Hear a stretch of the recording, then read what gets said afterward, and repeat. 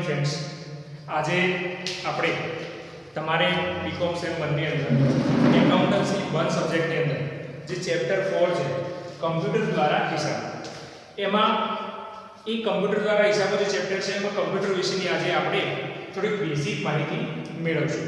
Computer શું છે, બરાબર, કમ્પ્યુટરના કાર્યો શું છે, એનો શું ઉપયોગ થઈ રહ્યો છે, કઈ કઈ જગ્યાએ આપણે કમ્પ્યુટરનો ઉપયોગ કરીએ છીએ, એની મૂળભૂત ઘટકો કયા છે, એની લાક્ષણિકતાઓ શું છે, બરાબર. તો આપણે આજે સ્ટાર્ટ કરીશું. એ પહેલા તમને મારું ઇન્ટ્રોડક્શન આપી દઉં. તો હું છું ભારત રામસિંહ, બરાબર. તમારા કમ્પ્યુટરમાં જ્યાં જ્યાં ટોપિક આવશે ત્યાં હું કમ્પ્યુટરનું લેક્ચર લઈશ, બરાબર. તો પહેલા આપણે હવે સમજીએ કે કમ્પ્યુટર શું છે. તો મિત્રો, કમ્પ્યુટર એક એવું વિજાણુ યંત્ર છે જેનો ઉપયોગ આપણે ગાણિતિક અને તાર્કિક ક્રિયાઓ ખૂબ જ ઝડપથી કરવા માટે ઉપયોગ કરીએ છીએ. કેમ કે જો આ તાર્કિક અને ગાણિતિક ક્રિયાઓ આપણે કરી શકીએ છીએ, પરંતુ જેટલી ઝડપ આપણે જોઈએ એટલી ઝડપથી કોઈ પણ ટાસ્ક પૂરો કરવા માટે આપણે કમ્પ્યુટરની જરૂર પડે છે. જેવી રીતે કે તમને વન ટાઈપ ઓફ એક્ઝામ્પલ આપું તો તમે એક ગુણાકાર કરવો છે, તમારી જોડે જવાબ 4 + 4 = તમે 8 જવાબ આપી દેશો, બરાબર. 4 - 2 તમે ફટાફટ જવાબ આપી દેશો 2. 4 × 2 = 8.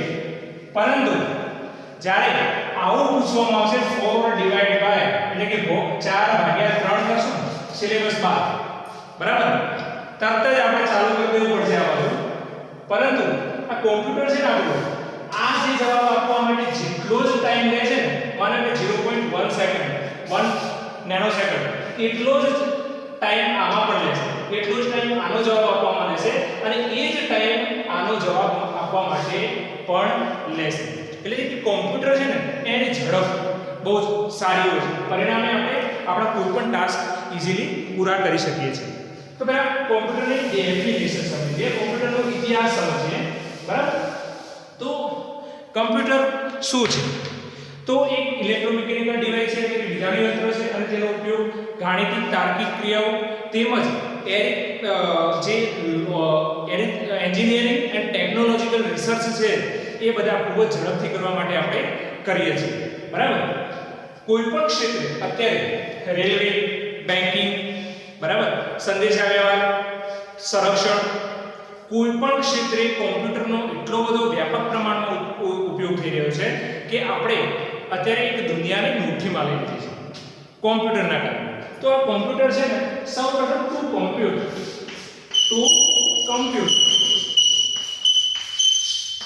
શબ્દ ઉપરથી કોમ્પ્યુટર અસ્તિત્વમાં આવે છે, બરાબર. અને કોમ્પ્યુટર આખો જે એનો કોમ્પ્યુટરનો સ્પેલિંગ છે ને,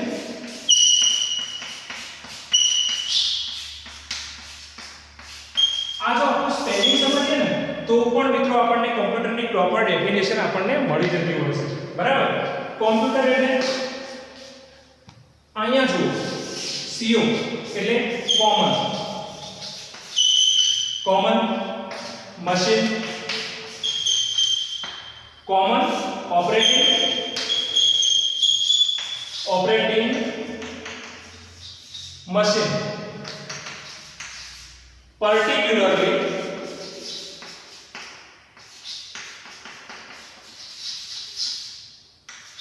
used for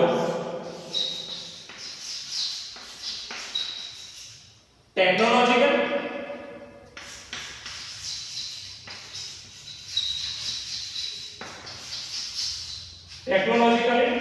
and engineering research.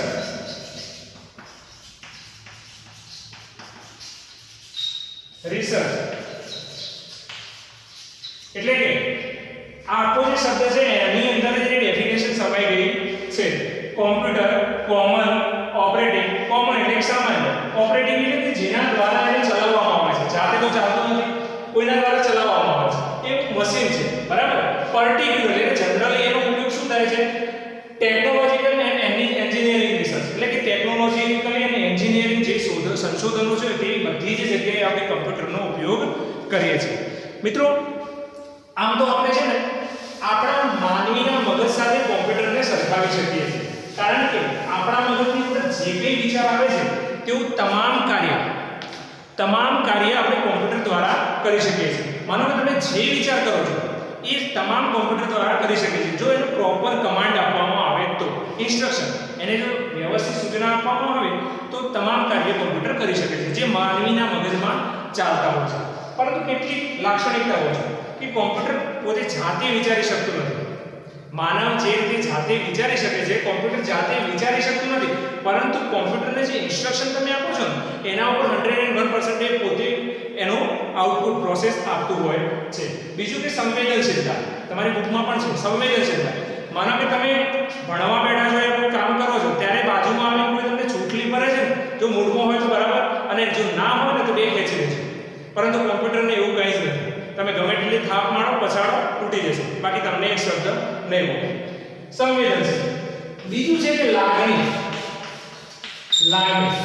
બરાબર આપણે છે ને આપણો કોઈ બાળક હોય મિત્ર હોય સ્વજન હોય વડીલ જેને આપણે ઓળખતા હોય એના પ્રત્યે આપણે લાગણી દાખવીએ છીએ હ્યુમન લાગણી દાખવી શકીએ કમ્પ્યુટરને એવી કોઈ લાગણી હોતી નથી તમે એના 1000 કલાક વાપરશો યા તો 1 કલાક પણ વાપરશો એ ક્યારે ઓળખવાનું નથી કે ભાઈ મને રેગ્યુલર વાપરે છે એટલે હું એના પ્રત્યે વાયરસ ના આવે કે વગેરે એના પ્રત્યે લાગણી એવી કોમ્પ્યુટર લાગણી કોઈ દાખવતું નથી બરાબર તો કેટલીક કોમ્પ્યુટરની આવી જે મર્યાદાઓ પણ રહેલી છે બીજું તો આપણે જનરલી જ્યારે કોમ્પ્યુટર વિકસાવ્યું છે ત્યારે આપણો મેઇન પર્પસ શું હતું ગાણિતિક ક્રિયાઓ કરવા માટે આપણે કોમ્પ્યુટરનો ઉપયોગ કર્યો હતો તમારી જે બુક્સ છે એ બુક્સમાં લખ્યા પ્રમાણે થોડું આપણે કોમ્પ્યુટરનો ઇતિહાસ જોઈએ ઉત્ક્રાંતિ કોમ્પ્યુટરનો ઉદ્ભવ બરાબર તો ઈસવીસન પૂર્વે 3500 ની અંદર બેબીલોન નામનું શહેર હતું હાલનું ઈરાક કે જ્યાં સૌપ્રથમ એબેકસ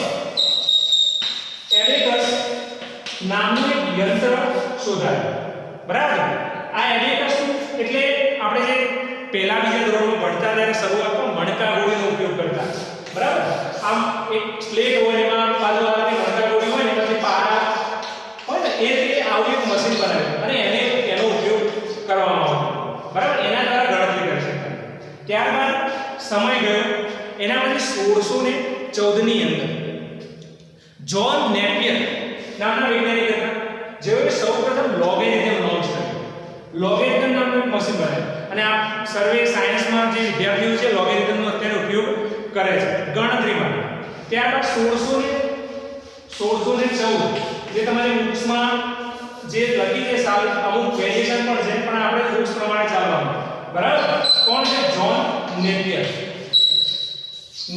તેમણે શું કર્યું લોગેરિધમની શોધ કરી રીધમ બરાબર એ ગણતરી માટે ત્યારબાદ 1617 ની અંદર બરાબર 1617 ની અંદર જે સ્લાઇડ રૂલ બ્રિક્સ નામનો વૈજ્ઞાનિક હતો જેને સ્લાઇડ રૂલ નામના એક યંત્રની શોધ કરી બરાબર આનો ઉપયોગ માપપટ્ટી દ્વારા ગણતરી કરવા માટે થતો હતો અને જે એન્જિનિયરિંગના વિદ્યાર્થીઓ છે એ સ્લાઇડ રૂલનો ઉપયોગ કરતા હતા ત્યારબાદ 1642 થી 44 સુધીના સમય દરમિયાન ફ્રેન્ચ ગણિતશાસ્ત્રી જેઓ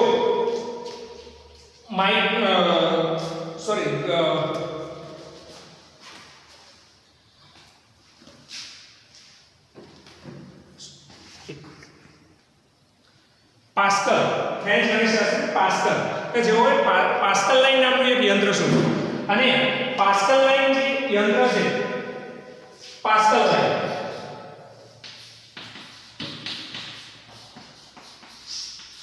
બરાબર આનો ઉપયોગ ગણતરી કરવા માટે ઉપયોગમાં લેતા હતા અને સૌપ્રથમ જો ગણતરી કરતું કોઈ મશીન વ્યવસ્થિત હોય તો આ પાસ્કલ લાઈન છે અને પાસ્કલ લાઈનના આધારે જ આપણે અત્યારે કેલ્ક્યુલેટરની શોધ કરી શક્યા છે બરાબર હવે આધુનિક કોમ્પ્યુટર ચાર્લ્સ બેબેજ અમેરિકાની કેમ્બ્રિજ યુનિવર્સિટીની અંદર ગણિત વિષયના પ્રાધ્યાપક ચાર્લ્સ બેબેજ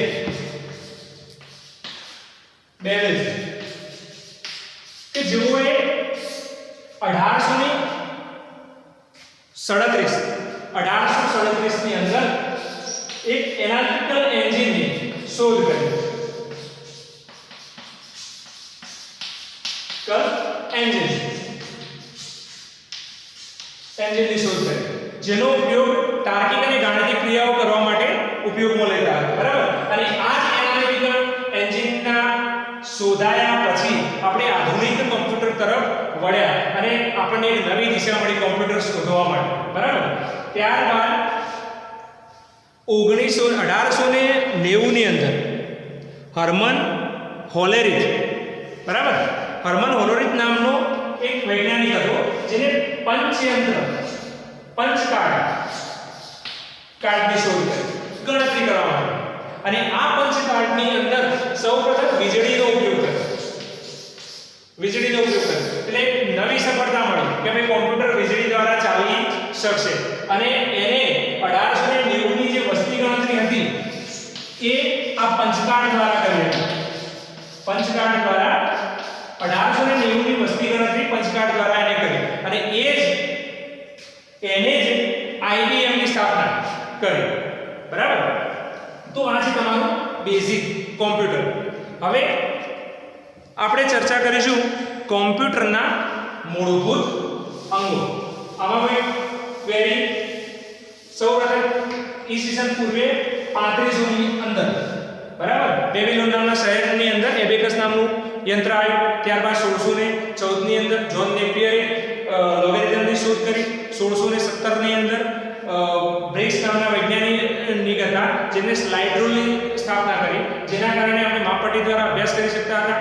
ત્યારબાદ 1642 થી 44 ની અંદર પાસ્કલ લાઇન નામનું યંત્ર શોધવામાં આવ્યું, જેના દ્વારા આપણે એક કેલ્ક્યુલેટર શોધી શક્યા. ત્યારબાદ 1837 ની અંદર ચાર્લ્સ બેબેજ, જે આધુનિક કોમ્પ્યુટરના પિતા કહેવાય છે, જેઓએ કોમ્પ્યુટરની શોધ કરી, એટલે એનાલિટિકલ નામના એન્જિનની શોધ કરી. એના દ્વારા આપણે આધુનિક કોમ્પ્યુટર તરફ વળી શકીએ, બરાબર. આ બેઝિક છે તમારું કોમ્પ્યુટર. પહેલા કોમ્પ્યુટરની ડેફિનેશન, કોમ્પ્યુટર છે શું? તો કોમ્પ્યુટર છે એક વિજાણુ યંત્ર છે જેનો ઉપયોગ તાર્કિક અને ગાણિતિક ક્રિયાઓ ખૂબ જ ઝડપથી કરવા માટે થાય છે, બરાબર. હવે આપણે કમ્પ્યુટરના મૂળભૂત અંગો શું છે એ સમજીએ. તો મિત્રો, કોમ્પ્યુટર છે એ કોઈ પણ કાર્ય જાતે કરી શકતું નથી. એને યુઝર દ્વારા કંઈક ઇન્સ્ટ્રક્શન આપવામાં આવે છે અને જે તમે ઇન્સ્ટ્રક્શન આપો છો તેના ઉપર એ પ્રોસેસ કરી અને તમને આઉટપુટ આપે છે. એટલે મૂળભૂત અંગો જોઈએ ને તો 3 છે. એક ઇનપુટ,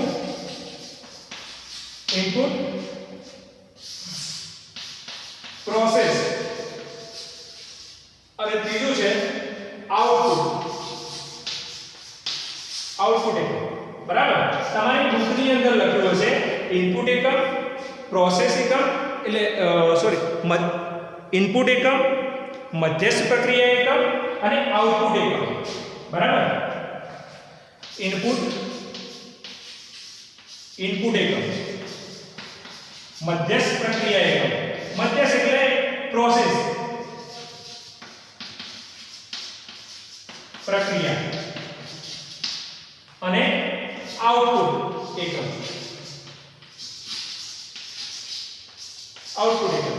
બરાબર. તો મિત્રો, કોમ્પ્યુટર છે ને કોઈ પણ પ્રકારની તમે જે ઇનપુટ એટલે કોમ્પ્યુટરને જે માહિતી આપો છો તેના ઉપર એક ચોક્કસ પ્રોસેસ કરે છે CPU દ્વારા, સેન્ટ્રલ પ્રોસેસિંગ યુનિટ, કે જેને કોમ્પ્યુટરનું મગજ કહેવામાં આવે છે, બરાબર. અહીંથી તમે જે ઇન્સ્ટ્રક્શન આપો છો એ બધી ઇન્સ્ટ્રક્શન આપો છો જે CPU એટલે પ્રોસેસ કરે છે અને પ્રોસેસ કરીને તમને જે એ એક્ઝિક્યુટ કરે છે એની ડિટેલ્સ એ શું છે?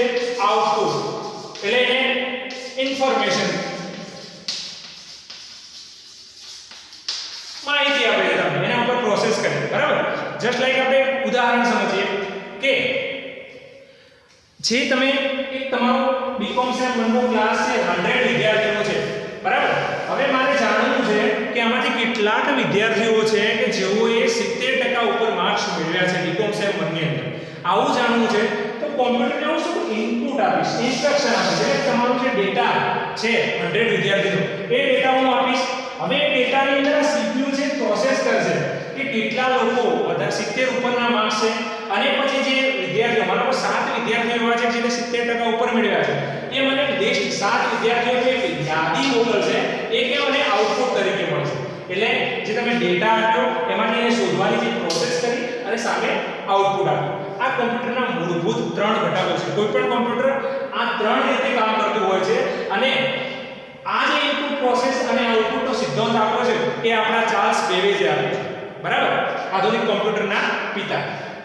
હવે બીજું તમને જોઈએ કે કોમ્પ્યુટર છે ને કોઈ પણ ઇન્સ્ટ્રક્શન તમે આપો, માનો કે મેં બે નંબર આપ્યા કોમ્પ્યુટરને 10 અને 20, બે એક ઇનપુટ તરીકે આપ્યા. હવે મારે એનો સરવાળો જોઈએ છે. 10 + 20 = 30. હવે છે ને 10 અહીંથી તમે ઇન્સ્ટ્રક્શન એને આપી દીધી, બે નંબર આપી દીધા. પ્રોસેસ ની અંદર જે ગયું કે 10 + 20, આ જે પ્રોસેસ કરીને 30 કર્યું છે ને, આ પ્રોસેસ એ પ્રોસેસ ની અંદર થાય છે, વિભાગની અંદર, મધ્યસ્થ પ્રક્રિયાની અંદર. અને જે આઉટપુટ તમારો જવાબ છે એક્ઝિક્યુટ કરશે એ આઉટપુટ ડિવાઇસમાં જાય છે. બરાબર, તો ઇનપુટ પ્રોસેસ આઉટપુટ, કોમ્પ્યુટરને જેટલી પણ જે કંઈ માહિતી આપવામાં આવે છે એને ઇનપુટ ડિવાઇસ કહેવાય છે. બરાબર, મધ્યસ્થ પ્રક્રિયા એટલે કે જે તમે માહિતી આપો છો એને આપણે શું ક્રિયા કરવાની છે એ CPU દ્વારા ચોક્કસ એના પર પ્રક્રિયા કરી અને જે માહિતી ફલિત જે પરિણામ તમને રજૂ કરે છે તેને આઉટપુટ કહેવાય છે. બરાબર, ઇનપુટ પ્રોસેસ આઉટપુટ ખ્યાલ આવી ગયો. હવે બીજું જે પ્રોસેસ યુનિટ છે,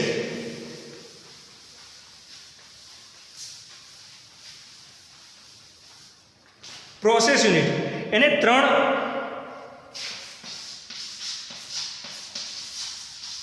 પ્રોસેસ એને મેઇન ત્રણ ડિવાઇડમાં ભાગમાં વહેંચવામાં આવે છે. એક એનો છે મેમરી યુનિટ, બરાબર. બીજો ભાગ છે એનો એરિથમેટિક એન્ડ લોજિક યુનિટ, મેટિક એન્ડ લોજિક યુનિટ,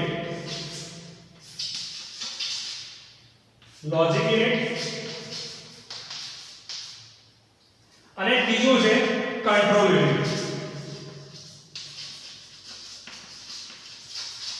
યુનિટ.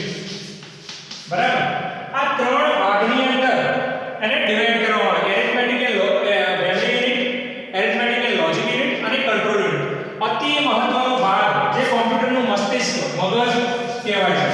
બરાબર, હાર્ટ, કોમ્પ્યુટરનું હૃદય જો આપણે કહીએ કે કંટ્રોલ યુનિટ છે, કે આખી તમારી જે પ્રોસેસ છે એનો કંટ્રોલ કરશે. મેમરી યુનિટ એ શું છે?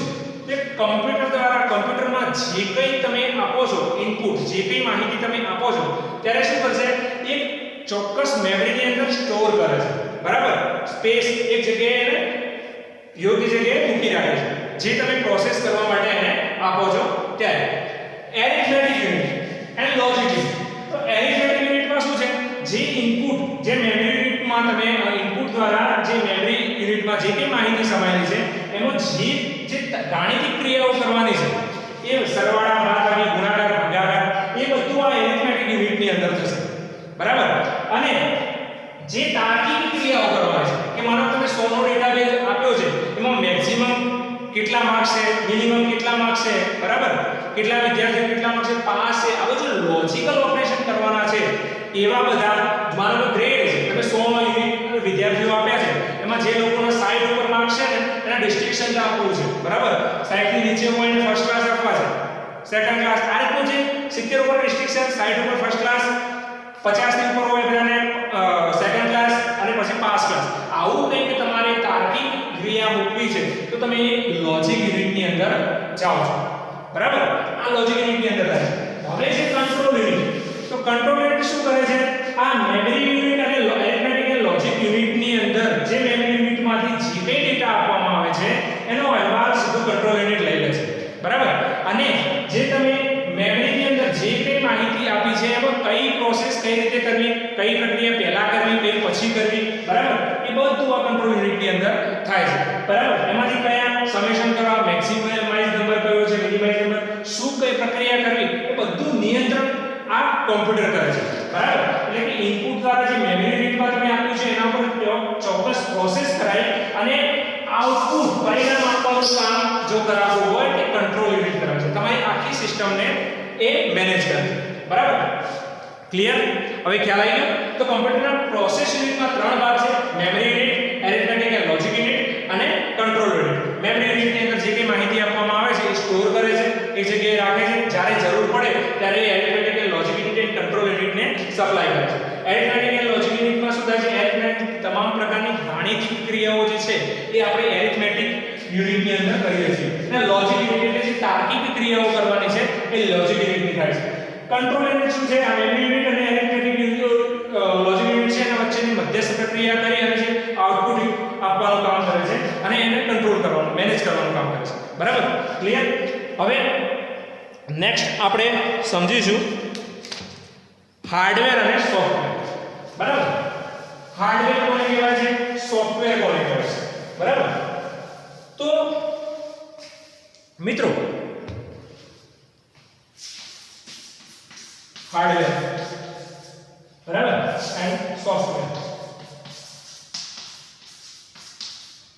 હાર્ડવેર સમજો તો તમે જે તમારી નરી ઓકે દેખી શકાય એમાં પણ પેરિફેરલ ડિવાઇસ એન્ડ બીજું છે સ્ટાન્ડર્ડ ડિવાઇસ. બરાબર? તો હાર્ડવેર જેને તમે જોઈ શકો છો, સ્પર્શી શકો છો, એનો અનુભવ કરી શકો છો, આ બધું જે છે હાર્ડવેર છે. કીબોર્ડ હાર્ડવેર કહેવાય કે સોફ્ટવેર? હા, હાર્ડવેર. કારણ કે કીબોર્ડને આપણે જોઈ શકીએ છીએ, એને સ્પર્શી શકીએ છીએ, પકડી શકીએ છીએ. બરાબર? એટલે હાર્ડવેર છે. માઉસ હાર્ડવેર કે સોફ્ટવેર? હાર્ડવેર. કારણ કે માઉસને પણ તમે પકડી શકો છો, ડ્રેગ એન્ડ ડ્રોપ કરી શકો છો. બરાબર? તમારું પ્રિન્ટર હાર્ડવેર છે. બરાબર? સીપીયુ હાર્ડવેર છે. બરાબર? હવે હાર્ડવેર એટલે પેરિફેરલ ડિવાઇસ કોને કહેવાય અને સ્ટાન્ડર્ડ ડિવાઇસ કોને કહેવાય?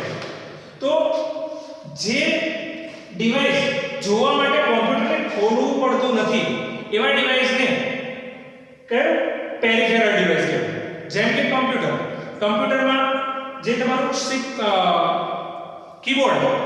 કીબોર્ડ છે એને સીધું જોઈ શકાય છે? જોઈ શકાય છે. એને કોમ્પ્યુટર ખોલવાની જરૂર પડે છે? ના, કારણ કે કોમ્પ્યુટરના સીપીયુ ને આપણે સીધું જોઈ શકીએ છીએ, પકડી શકીએ છીએ. બરાબર? એ જ રીતે માઉસ છે એને પણ પકડી શકીએ છીએ, જોઈ શકીએ છીએ, સીપીયુ ને જોઈ શકીએ છીએ. એટલે બધા પેરિફેરલ ડિવાઇસ છે. સ્ટાન્ડર્ડ ડિવાઇસ કે જેને જોવા માટે હાર્ડવેર છે પરંતુ એને જોવા માટે કોમ્પ્યુટરને ખોલવું પડે છે અને સ્ટાન્ડર્ડ ડિવાઇસ છે. જેમ કે મધરબોર્ડ, હા છે હાર્ડવેર, બરાબર, પણ એને જોવું હોય તો એને ખોલવું પડે કોમ્પ્યુટર. કોઈના ઘેર એવું ના હોય કે ભાઈ મધરબોર્ડ ખુલ્લું પડ્યું હોય બહાર, ના, પોસિબલ જ નથી. બરાબર? હાર્ડ ડિસ્ક, હા છે હાર્ડવેર પરંતુ એને જોવા માટે સીપીયુ ને ખોલવું પડશે. તો પેરિફેરલ ડિવાઇસ આવે છે અને એક સ્ટાન્ડર્ડ ડિવાઇસ.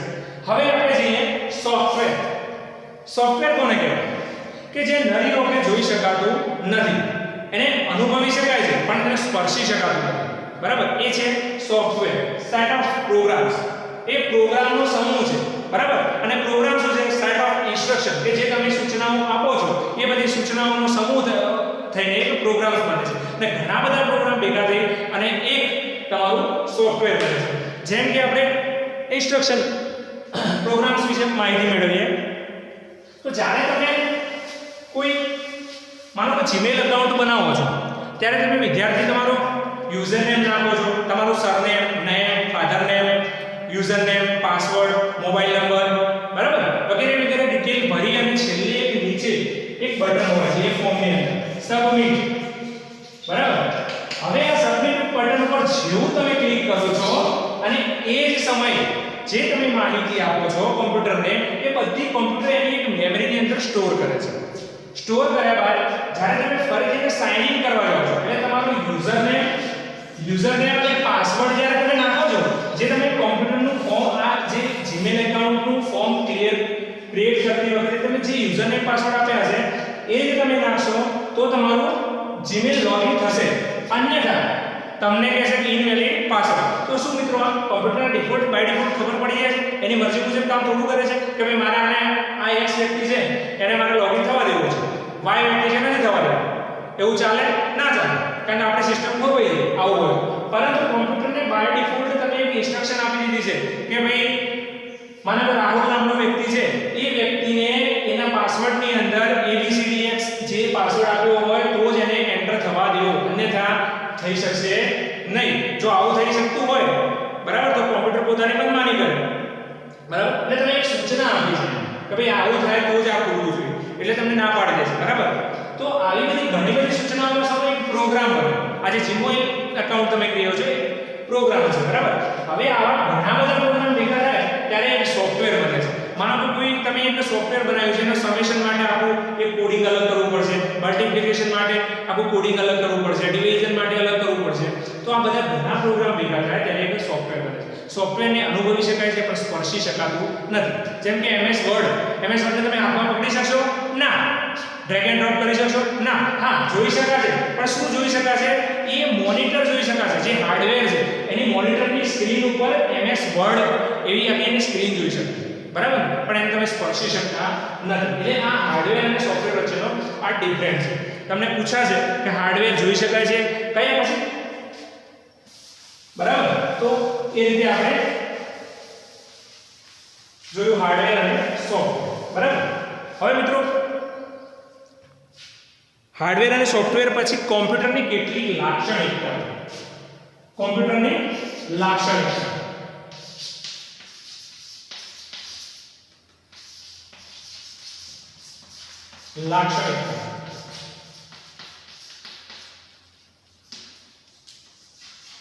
બરાબર, અને મર્યાદાઓ. કદાચ તમારા સિલેબસમાં મર્યાદાઓ નથી, લાક્ષણિકતાઓ છે. તો કોમ્પ્યુટરની લાક્ષણિકતાઓ શું છે? તો પહેલી લાક્ષણિકતા એની છે ઝડપ. બરાબર, કોમ્પ્યુટર ખૂબ જ ઝડપી કામ કરે છે.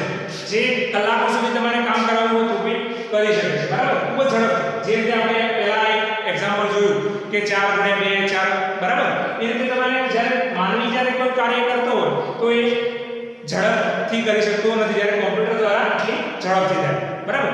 બીજું કે વિશ્વસનીયતા. બીજું એની લાક્ષણિકતા છે વિશ્વસનીયતા. વિશ્વસનીયતા એટલે કે ઉદાહરણ તરીકે તમારા બે મિત્રો છે, એ સરવાળો કોઈ કરવા આપ્યા છે તો એકનો જવાબ આવશે અલગ, બીજો છે એનો પણ જવાબ આવશે અલગ. પણ જો તમે જ્યારે કોમ્પ્યુટરની અંદર તમે પૂછશો તો 100% એ સાચો જ જવાબ આપશે. બરાબર, કારણ કે તમે જે ડિવાઇસ ઇનપુટ કર્યું છે એના ઉપર એ પ્રક્રિયા કરીને જવાબ આપશે. એટલે વિશ્વસનીયતા કોમ્પ્યુટરની વધારે છે. બીજું કે કમ્પ્યુટર થાકતું નથી. બરાબર, ગમે તેટલું ઝડપથી તમે કામ કરાવો, 24 કલાક કામ કરાવો, માણસ મેક્સિમમ માણસ હોય તો કેટલું કામ કરી શકે? 2 કલાક, 4 કલાક, 8 કલાક, વધુમાં વધુ 12 કલાક. એથી વિશેષ કામ કરો તો ના. બરાબર, ગણિતના આપણે દાખલા ગણવા બેઠા 2 કલાક, 3 કલાક, 4 કલાક, 5 કલાક ગણે અને પછી તે છતાં વધારે ગણવા જઈશું તો જવાબ ખોટો આવશે. બરાબર, કારણ કે થાકી જાય છે. જ્યારે કોમ્પ્યુટર છે એ થાકતું નથી. ગમે તેટલી ક્રિયા તમે આપો, માનો કે 10 કલાક એક યુઝરે કમ્પ્યુટર વાપર્યું છે, બીજો યુઝર ફરીથી 10 કલાક વાપરશે તો કોમ્પ્યુટર ના પાડશે નહીં. એટલે કોમ્પ્યુટર થાકતું નથી. આ એની બીજું કે એક્યુરેસી, ચોકસાઈ. ત્રીજું છે ચોકસાઈ. એટલે કોમ્પ્યુટરની અંદર ભૂલો થવાની શક્યતા બહુ જ નહિવત હોય છે. કોઈ રેર કેસમાં કોઈ ભૂલ થાય છે. એ કેમ કે તમે જે કમાન્ડ આપ્યો છે ને એ યોગ્ય ના આપો ચોક્કસ ભાષામાં, ત્યારે એની ભૂલ થાય છે. બાકી બિલકુલ ભૂલ થતી નથી. 100% વિશ્વસનીયતા કોમ્પ્યુટરની અંદર હોય છે. બરાબર, તો રિલાયબલ બીજું એટલે કે તમને ખૂબ જ સરળ રહે છે કોઈ પણ કાર્ય કરો. આ છે કોમ્પ્યુટરની લાક્ષણિકતાઓ. બરાબર.